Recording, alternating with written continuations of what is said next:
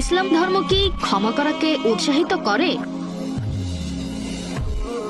হ্যাঁ অথবা না, ইসলাম কি ক্ষমা করাকে উৎসাহিত করে? বোন, আপনি প্রশ্ন করলেন যে ইসলাম ক্ষমা করাকে উৎসাহিত করে কিনা। অবশ্যই করে। আর পবিত্র কোরআনে প্রত্যেক সূরা আরম্ভ হওয়ার আগে একটা কথা আছে, বিসমিল্লাহির রহমানির রহিম, দয়াময় পরম দয়ালু আল্লাহর নামে শুরু করছি। কিন্তু তাহলে হ্যাঁ বোন, আপনার দ্বিতীয় প্রশ্ন। হ্যাঁ, আমার দ্বিতীয় প্রশ্ন হলো, হ্যাঁ, কোনো সমস্যা নেই। ইসলাম কেন সম্মানের হত্যাকে অনুমতি দেয়?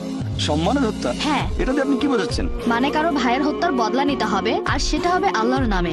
প্রশ্নটা আজকের বিষয়ের বাইরে, তবে এটা জানা আমার জন্য বোন, জরুরি। আপনি প্রশ্ন করলেন সম্মানের হত্যা মানে কেউ হয়তো একজন মানুষকে হত্যা করলো প্রতিশোধ নেওয়ার জন্য, হ্যাঁ এটার কথাই বলছেন? হ্যাঁ, আমি বেশ কিছু বই পড়েছি আর অনেক জায়গায় দেখেছি মানুষজন বলছে তাদের অনুমতি আছে অন্য কোনো মানুষকে হত্যা করার, কারণ তাদের ভাইকে আরেকজন মানুষ হত্যা করেছে। বোন, খুব সুন্দর প্রশ্ন করেছেন যে ইসলাম যদি ক্ষমা করাকে উৎসাহিত করে তাহলে সম্মানের হত্যার অনুমতি রয়েছে কেন। হ্যাঁ, আপনি খুব এটাই। সুন্দর প্রশ্ন করেছেন।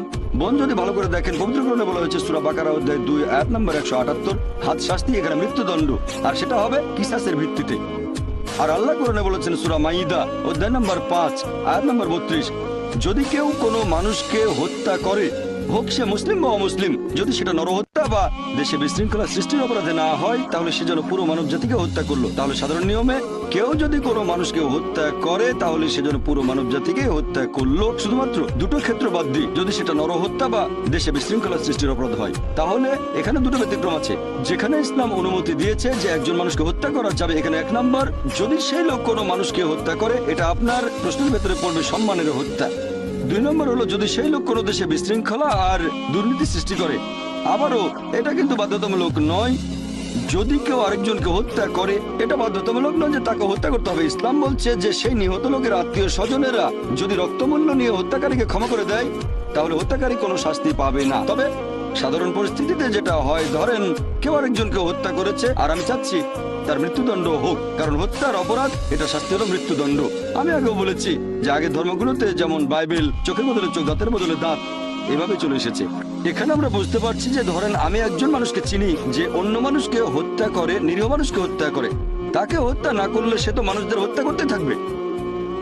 তাহলে এই আইনটা শুধু ইসলাম ধর্মেই নয়, পৃথিবীর বেশিরভাগ দেশে এই আইন আছে। যদি কাউকে হত্যা করা হয়, যদি কেউ কোনো মানুষকে হত্যা করে, দেখবেন অনেক দেশেই হত্যাকারীর মৃত্যুদণ্ড অথবা যাবজ্জীবন কারাদণ্ড হয়। ইসলামের একই, যদি সে কাউকে হত্যা করে, প্রয়োজন হলে তাকে হত্যা করা হবে। তবে নিহতের আত্মীয় স্বজনেরা হত্যাকারীকে ক্ষমাও করে দিতে পারে যদি তারা চায়। তারা চাইলে হত্যাকারীকে ক্ষমা করতে পারে, কিন্তু তারা যদি চায় হত্যাকারীকে মৃত্যুদণ্ড দিতে হবে তাহলে মৃত্যুদণ্ড দেওয়া হবে। আর দ্বিতীয় যে কারণে মৃত্যুদণ্ড দেওয়া হয়, যদি সে দেশে দুর্নীতি সৃষ্টি করে।